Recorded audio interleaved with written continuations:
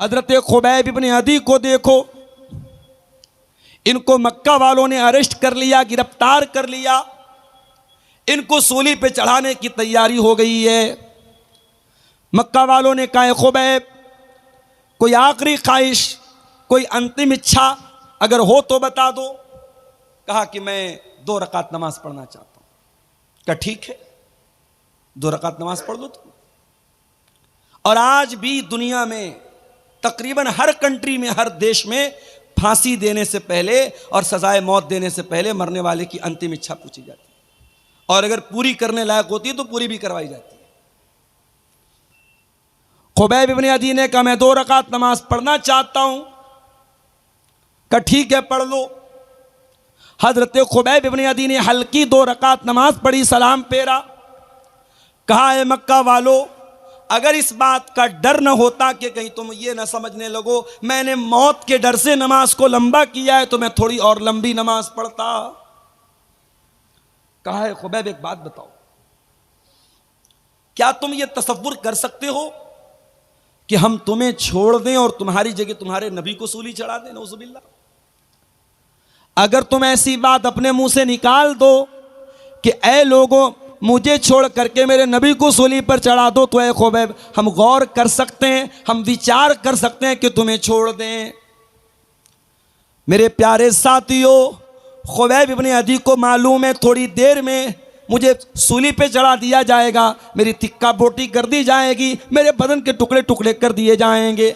ऐसे मौके पर खुबैब को ऑफर दिया जा रहा है, तुझे कुछ नहीं करना है, बस जबान से ये कहना है मेरी जगह मेरे नबी होते तो हम तुम्हें छोड़ सकते हैं, तो तुम बताओ तुम्हारी क्या राय है?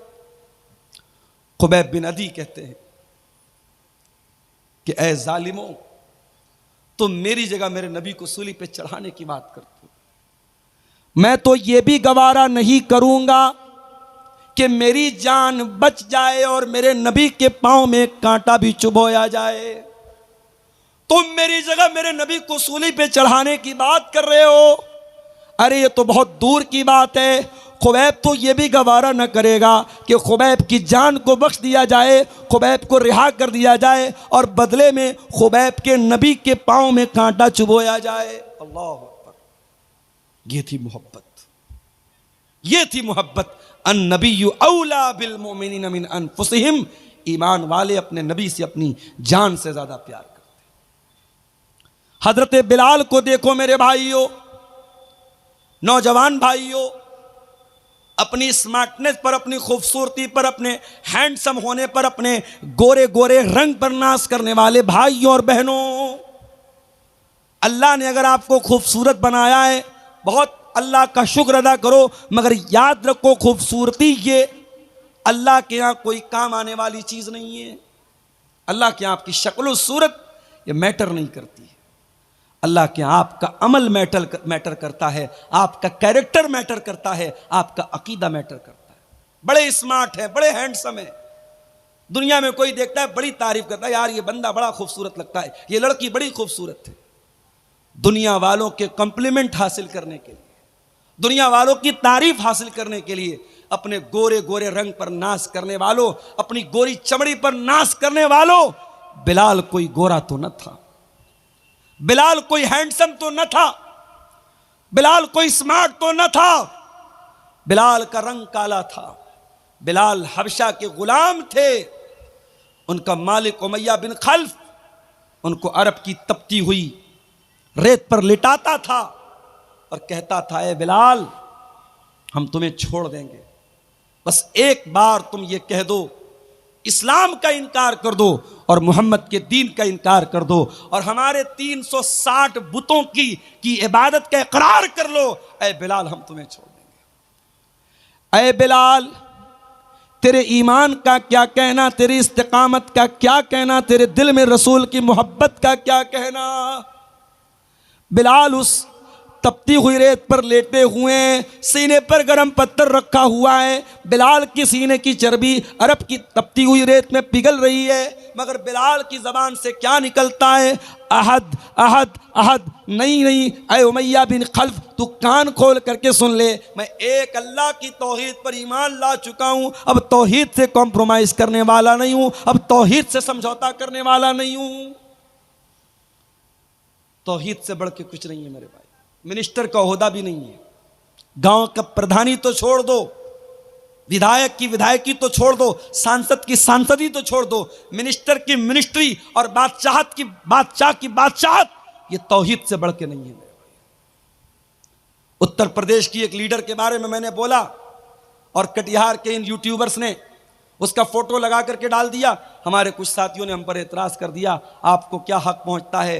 हमारी कौम की एक लीडर है, एक लड़की है, बहुत अच्छी लड़की है, हमेशा दुपट्टा अपने सर पे रखती है और परंपरा के साथ रहती है, इज्जत के साथ रहती है। अगर वो किसी इबादत खाने में चली गई और उसने दो चार उनकी इबादत में हिस्सा ले लिया तो आपको क्या अधिकार पहुंचता है कि आप तकरीर में उस पर एतराज़ करें?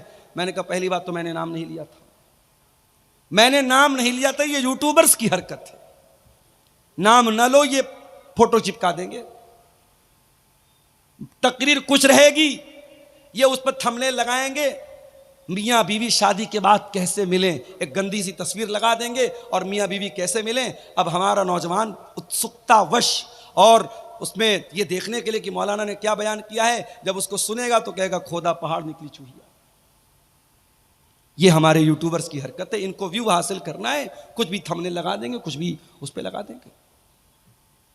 एक जगह तकरीर मेरी हो रही थी, गर्मी का मौसम था, मैं पसीने पसीने था, एक आदमी मेरे पीछे से आया, वो मुझे पंखा करने लगा। लोगों ने बताया थोड़ा दिमाग का क्रैक है, वो आकर के पंखा करने लगा, बोला आप गर्मी से मर जाएंगे। मैंने कहा भाई मैं गर्मी से नहीं मरूंगा, तुम बैठ जाओ। अब एक यूट्यूबर ने उस पर थंबनेल लगाया, तकरीर में हुआ हंगामा, मौलाना भड़क गए। अरे भाई किस पर भड़का मैं? तो कुछ भी चल रहा है आजकल। मैंने तकरीर में सिर्फ इतना बयान किया, उत्तर प्रदेश की एक लीडर के बारे में, मैंने नाम भी नहीं लिया। मैंने कहा एक लीडर है, मुसलमान लीडर हैं, बड़ा उनकी तारीफ हो रही कि साहब बहुत अच्छे परिवार से उनका संबंध है और बहुत सारे वोटों से जीत करके वो आई हैं और पार्लियामेंट में हमारी नुमाइंदगी कर रही हैं। उनका एक वीडियो मैंने देखा कि एक इबादत खाने में, गैर मुस्लिमों के इबादत खाने में दाखिल हुई और उनकी इबादत में उनके जो धार्मिक क्रियाक्रम होता है उसमें शामिल हुई। मैंने कहा ये गलत है। एक सीधी सीधी बात सुन लो, अभी दिल्ली में ऑल इंडिया अहले हदीस कॉन्फ्रेंस हुई, मेरी तकरीर होने वाली थी वहां, बनारस से मेरी फ्लाइट थी, मैं नहीं जा सका। उस कॉन्फ्रेंस में मेरी तकरीर का जो टॉपिक था वो क्या था? इस्लाम और मजहबी रवादारी, इस्लाम एंड रिलीजियस टॉलरेंस। इस्लाम दूसरे के मजहब के बारे में हमें अपने अंदर बर्दाश्त का मादा पैदा करने का हुक्म देता है, ये मेरा टॉपिक था। तो मैं उस तकरीर में जो बात बयान करने वाला था, जो मैंने नोट्स बनाए थे, उसमें एक बात मैंने ये भी लिखी थी कि रवादारी का मतलब, टॉलरेंस का मतलब ये नहीं है कि मैं आपके मजहब पर अमल करूं, आप मेरे मजहब पर अमल करें। नहीं, टॉलरेंस तो ये है आप अपने धर्म पर अमल करें, मैं अपने मजहब पर अमल करूं, ना मुझे आपके मजहब पर कोई एतराज हो, ना मैं आपके मजहब को कुछ बुरा भला कहूं और ना आप मेरे मजहब के साथ कोई छेड़छाड़। ये टॉलरेंस है। हमारे यहां टॉलरेंस का मतलब क्या समझ लिया कि साहब जब कोई गैर मुस्लिम कुरान पढ़ेगा तब टॉलरेंस है और जब कोई मुसलमान वेद गीता और रामायण पढ़ेगा तब टॉलरेंस है। नहीं मेरे भाई, मुसलमान अपनी नमाज पढ़े और गैर मुस्लिम अपनी पूजा पाठ करे, ईसाई अपने चर्च में जाकर के आराम से इबादत करे, सिख मजहब का मानने वाला अपने गुरुद्वारा में जाकर के अपनी पूजा करे, जैन मजहब का मानने वाला अपने एतबार से इबादत करे, और हमें किसी के इबादत करने पर और किसी के त्यौहार मनाने पर हमें कोई एतराज़ ना हो। ये टॉलरेंस है, ये रवादारी है, ये भाईचारा है और इस भाईचारे को हम भारत में फैलाना चाहते हैं और इसको बढ़ावा देना चाहते हैं। तो तौहीद से कोई कॉम्प्रोमाइज़ नहीं किया जाएगा। हजरत बिलाल ने तौहीद से कॉम्प्रोमाइज नहीं किया, तपती रेत पर लिटा दिया गया, मगर बिलाल ने तौहीद को नहीं छोड़ा। मेरे भाई, मेरे प्यारे साथियों, सबसे बढ़ करके अगर मोहब्बत करना है तो अल्लाह से करना है और रसूल से करना है। और जब हम और आप रसूल से मोहब्बत करते ही हैं तो एक बात और समझ लीजिए, दुनिया वालों का एक दस्तूर है, कायदा कानून है, इंसान जिससे मोहब्बत करता है उसको क्या पसंद है क्या नापसंद है, इस बात का भी ख्याल करता है कि नहीं करता है।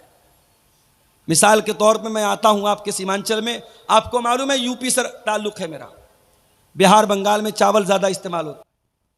मैं आता हूं, लोग पूछते मौलाना साहब चावल खाबे ना रोटी खाबे, मैं कहता हूं दोनों खाबो, रोटी भी खाबो चावल भी खाबो।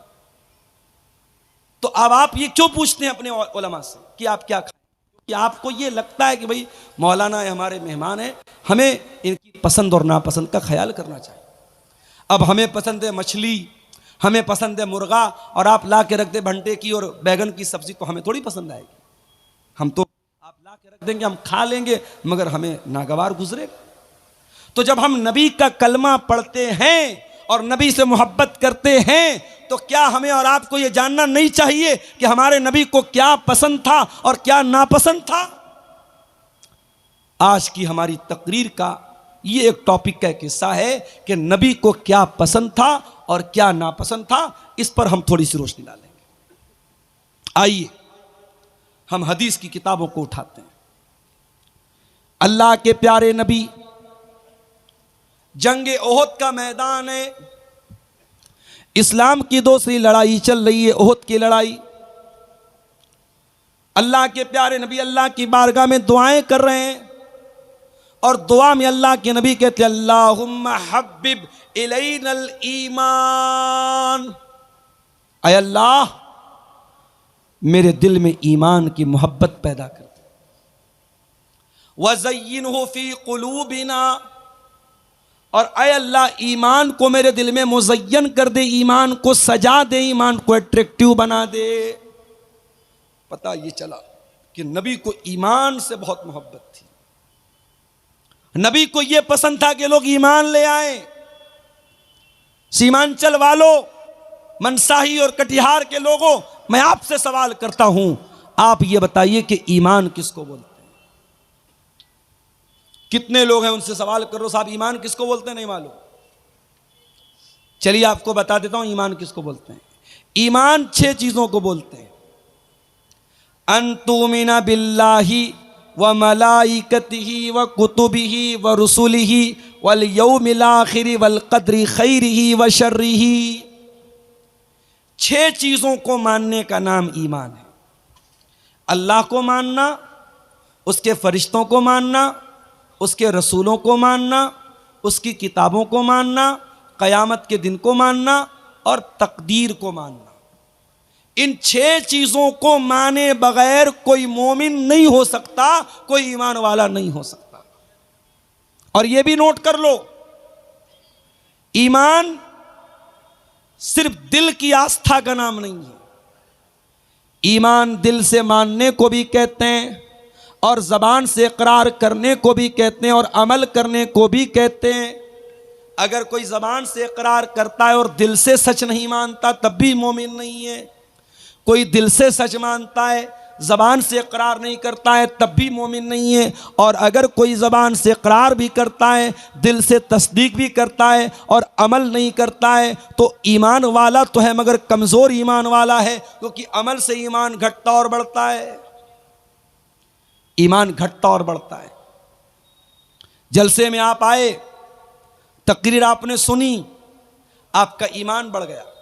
घर गए, मोबाइल में देखने लगे, यूट्यूब पर कोई उल्टी सीधी चीजें आपके सामने नजर से गुजर गई, फेसबुक पर कोई चीज आप देखने लगे, अब दीन और ईमान का लेवल कमजोर होने लगा।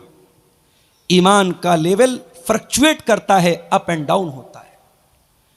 इसीलिए अल्लाह कुरान में कहता है इन्नमल मुमिनून अल्लज़ीना इज़ा ज़ुकिरल्लाहु वजिलत क़ुलूबुहुम। मोमिन तो वो लोग होते हैं जब अल्लाह का नाम उनके सामने लिया जाए, उनका दिल कांप जाता है, उनका दिल लरज़ जाता है, उनका दिल डर जाता है। अल्लाह का नाम लिया जाए तो दिल डर जाए। दिल डरता है क्या हमारा? नहीं डरता। अरे हम लोग तो इतने सख्त दिल हो चुके हैं, अपने हाथों से अपने मुर्दों को कब्रिस्तान में दफनाते हैं, और फिर भी हमारे दिल के ऊपर कोई असर नहीं पड़ता है। मेरे भाइयों, हमारे दिल पत्थरों से भी ज्यादा कठोर हो चुके हैं, पत्थरों से भी ज्यादा सख्त हो चुके हैं। इन्नमल मुमिनून अल्लज़ीना इज़ा ज़ुकिरल्लाह, मोमिन तो वो लोग होते हैं जब अल्लाह का नाम लिया जाए, वजिलत कुलूबुहुम, तो उनके दिल कांपने लगते हैं, व इज़ा तुलियत अलैहिम आयातुहु, और जब अल्लाह ताला की आयतें उनके सामने पढ़ी जाएं, ज़ादतहुम ईमाना, उनका ईमान बढ़ जाता है, उनके ईमान का लेवल हाई हो जाता है, उनके ईमान की चार्जिंग बढ़ जाती है। एक बात पूछूं आपसे, अपने नौजवानों से पूछना चाहूंगा, अपने यूट्यूब की हिस्ट्री जरा चेक करके बताओ, लास्ट टाइम आपने कुरान की तिलावत को कब सुना था?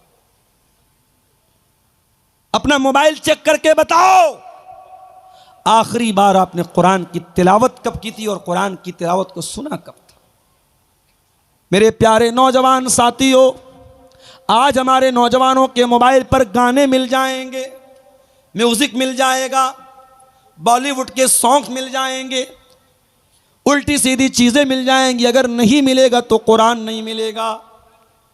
मेरे प्यारे नौजवान भाइयों, जिस नबी से आप मोहब्बत करते हैं, जिस नबी का कलमा पढ़ते हैं, उस नबी ने म्यूजिक की आवाज को कभी अपने कानों में आने न दिया, और वो नबी कुरान को पढ़ा भी करते थे और कुरान को सुना भी करते थे।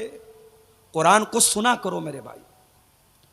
और मैं तो कभी कभी अफ्रीका के जो कारी होते हैं उनकी तिलावत में सुनता हूं, बहुत प्यारी लगती है। मैंने एक तकरीर में एक नाम लिया था, एक अफ्रीकन कारी हैं, उनका नाम है सूफी अब्दुल रशीद। यूट्यूब पर आप जाकर के टाइप कीजिए सूफी अब्दुल रशीद तिलावत, उनकी तिलावत सामने आ जाएगी। कोई बनावट नहीं, सिंपल आवाज है और पाटदार आवाज, रोबदार आवाज है, और जब तिलावत करते हैं ऐसा लगता है डायरेक्ट दिल को छू रही है। अफ्रीकन कारियों की क़रत बहुत प्यारी लगती है, दिल को अपील करती है, दिल को असर करती है। आप कुरान को सुनना शुरू कर दीजिए, गाना सुनना भूल जाएंगे आप, म्यूजिक की मोहब्बत दिल से निकल जाएगी, कुरान की मोहब्बत दिल में पैदा हो जाएगी। जिस नबी का आप कलमा पढ़ते हैं वो नबी कुरान सुना करते थे, कुरान पढ़ा करते थे। बुखारी की रिवायत है, अब्दुल्ला बिन मसूद रज़ी अल्लाह ताला अन्हु अल्लाह के प्यारे नबी सल्लल्लाहु अलैहि वसल्लम के पास आते हैं। अल्लाह के नबी कहते हैं, अब्दुल्ला इक़रा अलैयल कुरान, मुझे कुरान पढ़ के सुनाओ। हजरत अब्दुल्ला ने कहा, मैं आपको कुरान पढ़ के सुनाऊं? अय अल्लाह के रसूल, आपके ऊपर तो कुरान उतरा है, कुरान नाजिल हुआ है, मैं आपको कैसे पढ़ के सुनाऊं? आपने फरमाया, अय अब्दुल्ला, मैं दूसरे के मुंह से सुनना चाहता हूं। हजरत अब्दुल्ला बिन मसूद बहुत प्यारा कुरान पढ़ते थे। अभी दिल्ली में ऑल इंडिया अहले हदीस कॉन्फ्रेंस में जो मदीना के इमाम आए थे, शेख अब्दुल्ला अल बुआईजान, उन्होंने नमाज पढ़ाई दिल्ली में। अल्लाह अकबर, कितनी प्यारी आवाज। इस वक्त हरम के जो नए इमाम आए हैं मक्के में, रमजान के लास्ट में मैं गया तो इत्तेफाक से एक दिन तरावी की नमाज मैंने उनके पीछे पढ़ी। उनका नाम है शेख बदर तुर्की। अल्लाह अकबर, क्या कुरान पढ़ते हैं। शेख सऊद अश-शुरैम की कमी को पूरा करने का काम कर रहे हैं शेख बदर तुर्की, बहुत ही प्यारा कुरान पढ़ते हैं। आवाज अच्छी हो, और अच्छी आवाज में कोई कुरान पढ़े मेरे भाइयों, तो इंसान का दिल बेदार हो जाता है, इंसान की रूह सरशार हो जाती है। अब्दुल्ला बिन मसूद बहुत अच्छा कुरान पढ़ते थे। प्यारे नबी ने फरमाया कि अय अब्दुल्ला इक़रा अलैयल कुरान, मुझे कुरान पढ़ के सुनाओ। हजरत अब्दुल्ला सूरह निसा की तिलावत करने लगे। सूरह निसा की तिलावत कर रहे हैं और अल्लाह के नबी गौर से सुन रहे हैं। पढ़ते पढ़ते हजरत अब्दुल्ला सूरह निसा की आयत नंबर 31 के ऊपर पहुंचे। फ़कैफ़ इज़ा जिना मिन कुल्लि उम्मतिन बिशहीद, ऐ नबी उस वक्त आपका क्या हाल होगा जब हर उम्मत में से हम एक गवाह लाएंगे, वजीना बिका अला हाउलाई शहीदा, और हम आपके ऊपर आपको गवाह लाए।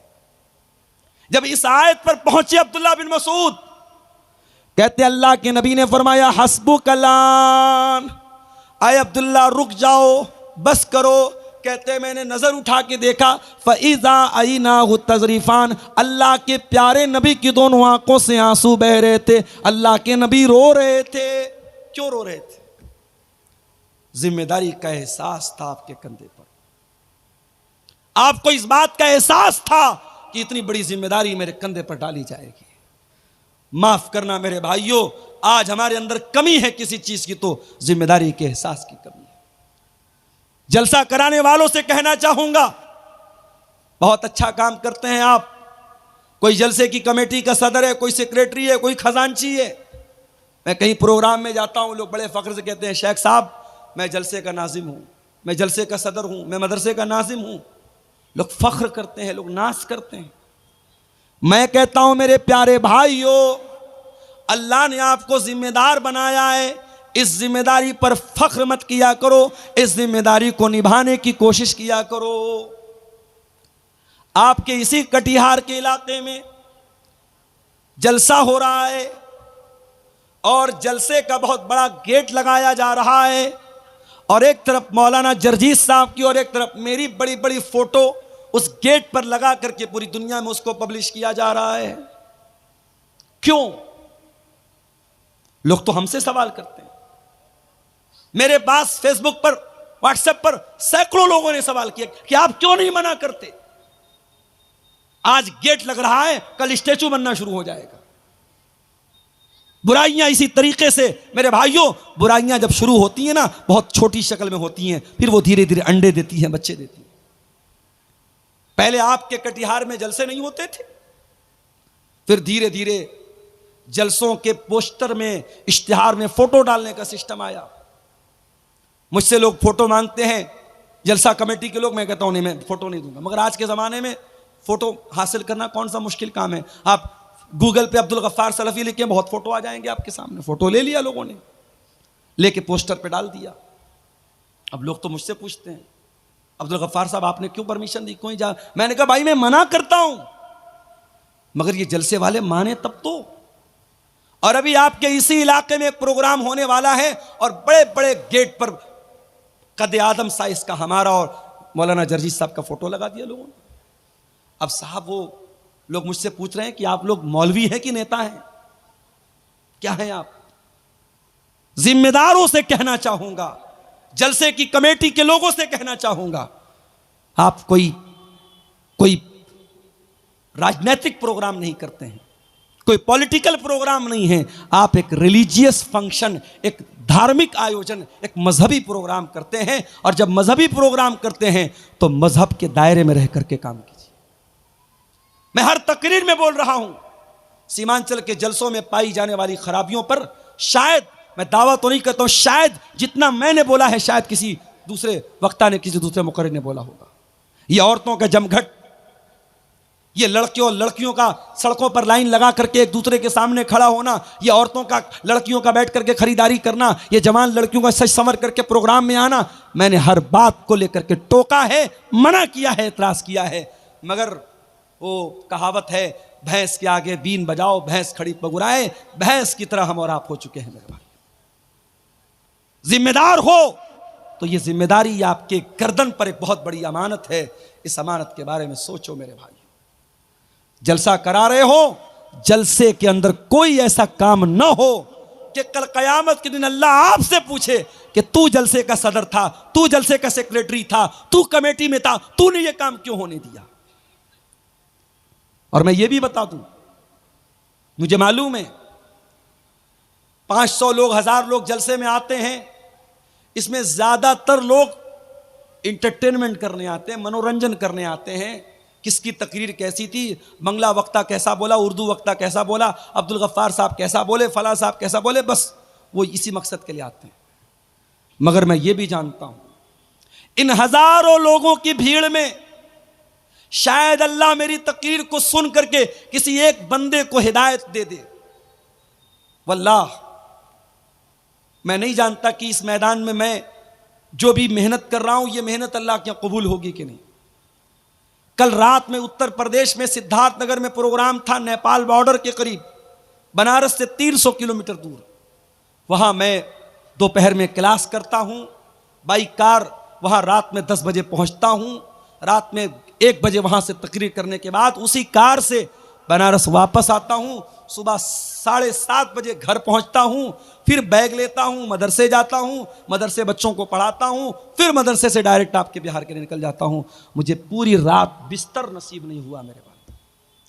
मैं ये नहीं कहता कि मैं बहुत कुर्बानी दे रहा हूं, लेकिन जो मेहनत हो रही है हमें नहीं मालूम कि अल्लाह इसको कबूल करेगा। हम तो दुआ कर सकते हैं, उम्मीद कर सकते हैं मेरे भाई, मगर वल्लाह बता रहा हूं, जब कटिहार में, पूर्णिया में, अररिया में, किशनगंज में कहीं पर भी कोई नौजवान मिलता है और कहता है शेख साहब आपकी तकरीर सुनते सुनते मैं पहले नमाज नहीं पढ़ता था, अब नमाज पढ़ने लगा, पहले जुआ खेलता था अब जुआ खेलना बंद कर दिया, पहले गलत लाइन में था अब उस लाइन मैंने छोड़ दिया। ऐसा लगता है अय अल्लाह ये रातों का जागना, ये आराम कुर्बान करना, ये लंबे लंबे सफर करना, ये अपनी जान को खतरे पे डालकर कोहरे के मौसम में इतने लंबे लंबे बाई रोड सफर करना, अय अल्लाह शायद ये सफर, ये मेहनत अगर किसी एक बेनमाजी के नमाजी बनने से और किसी एक गलत इंसान के सही राह पे आ जाने से अगर ये मेहनत तेरी बारगाह में कबूल हो जाए तो शायद इसी के बहाने हमारा बेड़ा पार हो जाए।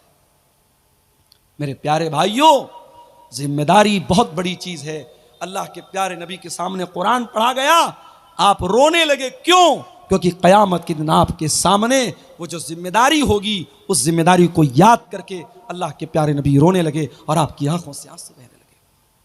नबी से मोहब्बत करते हो तो नबी की पसंद का ख्याल करो। नबी को कुरान पढ़ना बहुत पसंद था, नबी को कुरान सुनना बहुत पसंद था।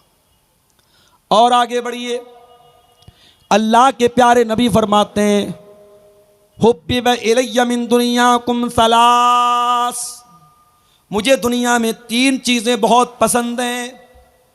अन्निसा, औरतें बहुत पसंद हैं।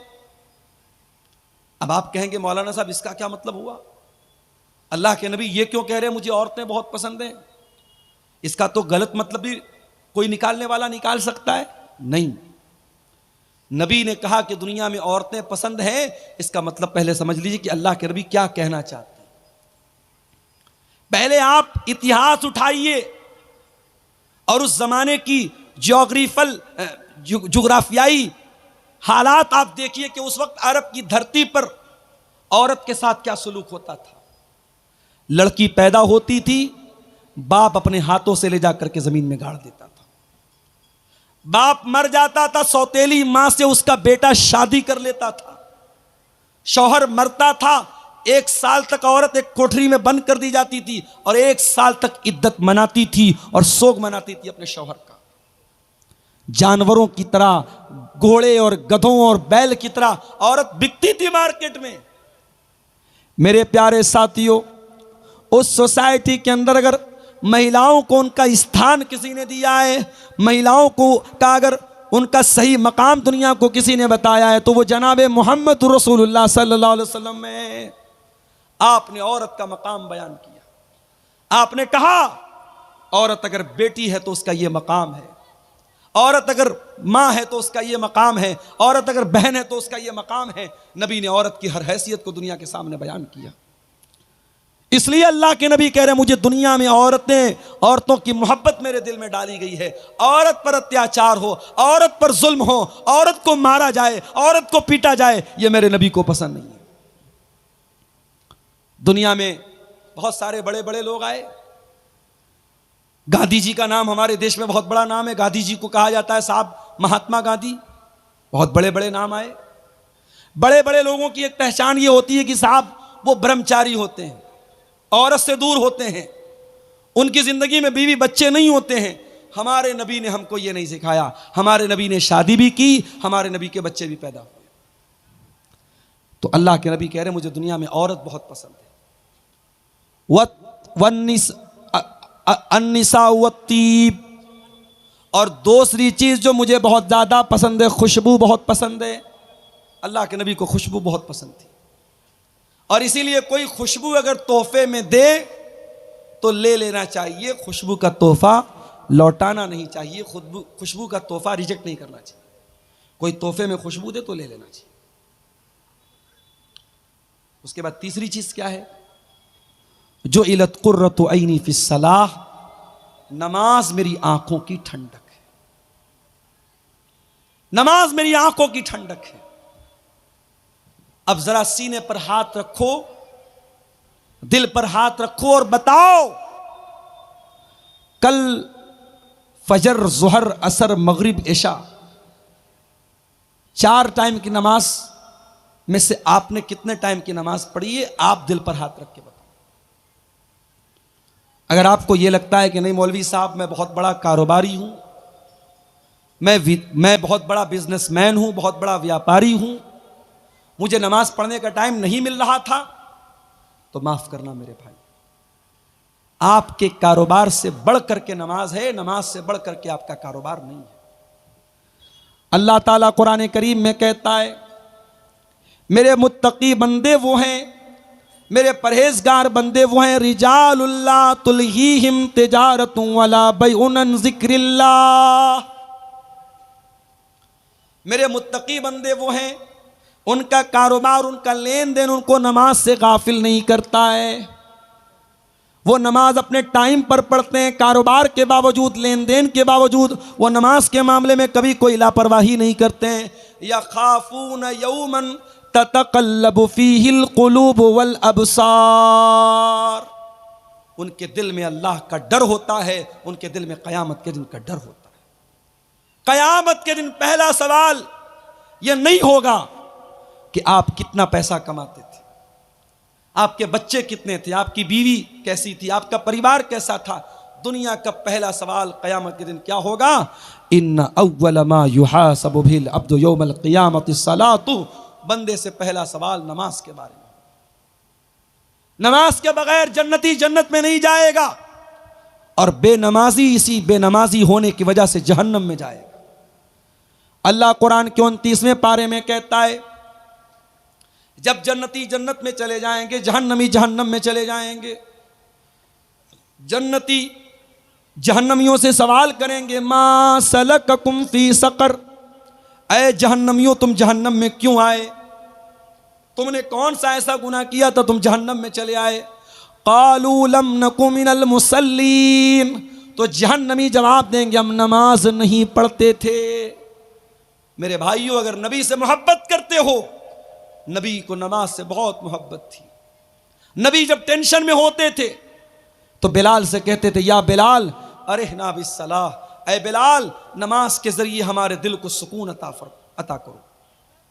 मेरे नबी जब टेंशन में होते थे नमाज में खड़े हो जाते थे, मुसल्ले पर खड़े हो जाते थे। नमाज के जरिए बंदा अपने रब से सबसे ज्यादा करीब होता है। मेरे नौजवान भाइयों, जिनको जॉब नहीं मिल रही है, जो गवर्नमेंट जॉब के लिए एग्जाम दे करके बैठे हैं और रिजल्ट के इंतजार में हैं, जो आईएएस की तैयारी कर रहे हैं, जो आईपीएस की तैयारी कर रहे हैं, जो यूपीएससी की तैयारी कर रहे हैं, जो बीपीएससी की तैयारी कर रहे हैं, जो नीट के एग्जाम की तैयारी कर रहे हैं, दुनिया की कोई भी टेंशन हो, आओ अल्लाह की बारगाह में सजदा तो करो, अल्लाह के आगे अपना सर तो झुकाओ, अपने रब से सजदे में मांग लो जो मांगना है। और खास तौर से रात में अगर टाइम मिले तो तहज्जुद की नमाज पढ़ लो मेरे भाइयों, और तहज्जुद की नमाज में सजदे में मांग लो अल्लाह से जो मांगना है। इंशाअल्लाह आपकी दुआ कबूल होगी। अक़रबु मा यकूनुल अब्दु मिन रब्बिही व हुवा साजिद। बंदा अपने रब से सबसे ज्यादा करीब अगर होता है तो सजदे की हालत में होता है। और आगे बढ़िए, अल्लाह के नबी को एक चीज और बहुत ज्यादा पसंद थी, और वो चीज क्या थी? शर्म व हया बहुत ज्यादा आपको पसंद थी। एक मर्तबा एक औरत आपके पास आई, औरत का नाम था फातिमा बिनते उक़बा। वो बैयत लेने के लिए आई। उसने आकर के, पर्दे के उस पार औरत है, इस पार अल्लाह के नबी हैं। वो कहती है अल्लाह के नबी मैं बैयत करती हूँ।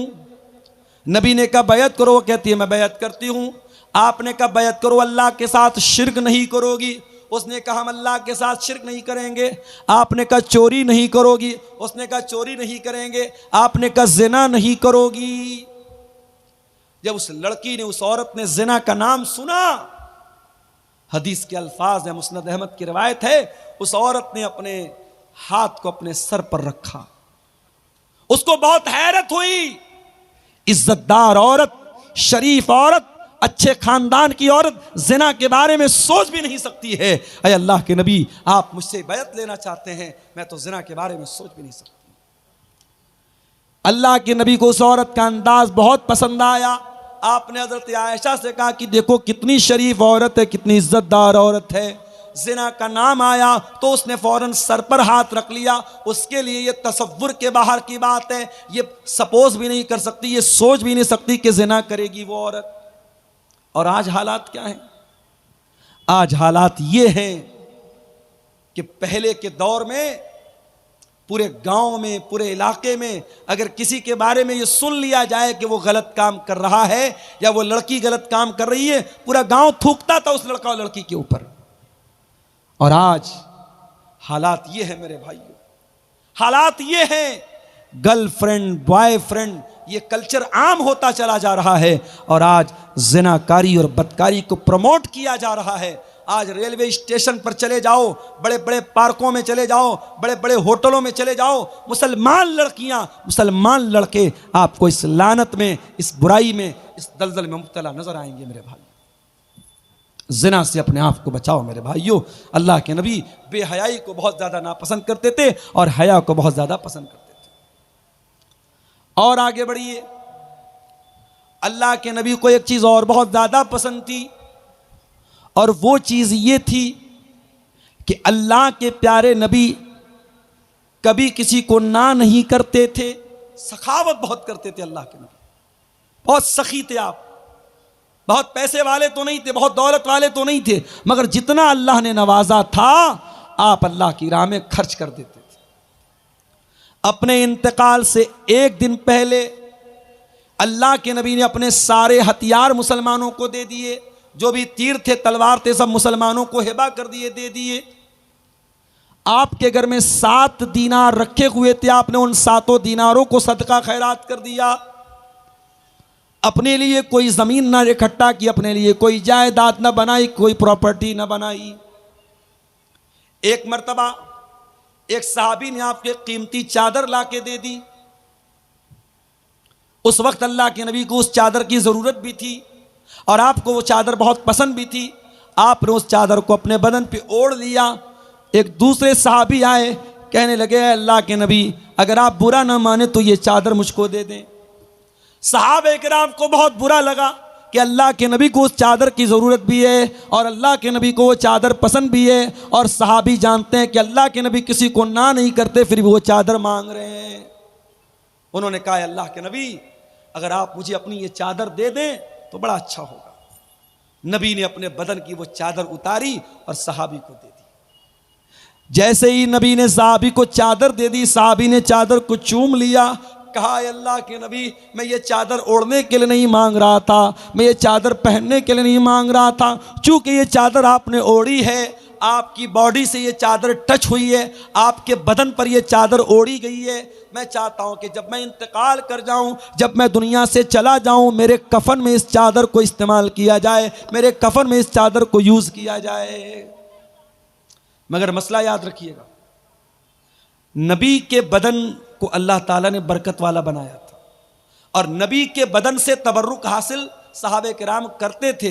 अब किसी ऐरे गैरे नत्थु खैरे आज के दौर के किसी आलिम, किसी इमाम, किसी पीर, किसी बुजुर्ग को यह अधिकार नहीं है कि उसके बदन को लोग बरकत वाला समझें और उसके बदन का उतरा हुआ कपड़ा उसको लोग बरकत वाला समझ के पहने। इसकी इजाज़त नहीं है। यह चीज़ नबी के साथ खास थी, सहाबा के साथ खास थी। सहाबा नबी के बदन को बरकत वाला समझते थे और नबी ने उनको मना भी नहीं किया। बाद में किसी के इंसान के लिए इसकी परमिशन नहीं दी गई।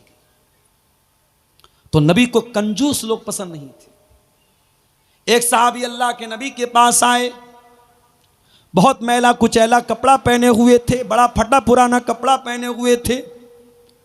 आपने पूछा अलका मिन माल, क्या तेरे पास मालो दौलत है, पैसा है, रुपया है? कहा अल्लाह के नबी बहुत पैसा है, इतने ऊंट है, इतने गाय, इतने बैल, इतने बकरियां हैं। आपने फरमाया जब इतने पैसे वाला तू है तो ये फटा पुराना कपड़ा क्यों पहन के आया है? ऐ मेरे सहाबी, जब अल्लाह ताला तुमको कोई नेमत देता है तो अल्लाह ताला ये चाहता है कि वो नेमत तुम्हारे बदन पे नजर आए। कुछ लोगों को मैंने देखा सरकारी नौकरी कर रहे हैं, मदरसे में, स्कूल में, 50,000 60,000 रुपया महीना तनख्वाह है, मगर उनकी नीयत में इतनी कंजूसी है 10 रुपये की चाय पिलाना भी उनके लिए बहुत मुश्किल है। और वो चाहे तो कार खरीद सकते हैं, मगर वो अपने घर से मदरसा या स्कूल साइकिल चला के जाते हैं। यानी एक इंसान 5,000 रुपया महीना कमा रहा है, उसके मुकाबले में ये 50-60 हज़ार रुपया महीना कमा रहा है। इसका लाइफ स्टाइल और अच्छा होना चाहिए, मगर ये और कंजूस होता चला जाता है।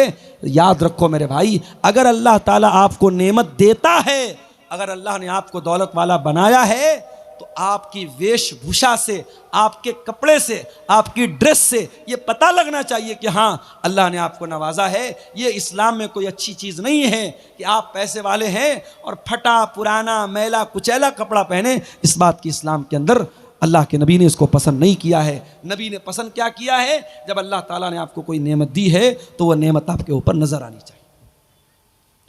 इसी तरीके से मेरे भाइयों, अल्लाह के नबी को एक चीज़ और बहुत ज़्यादा पसंद थी।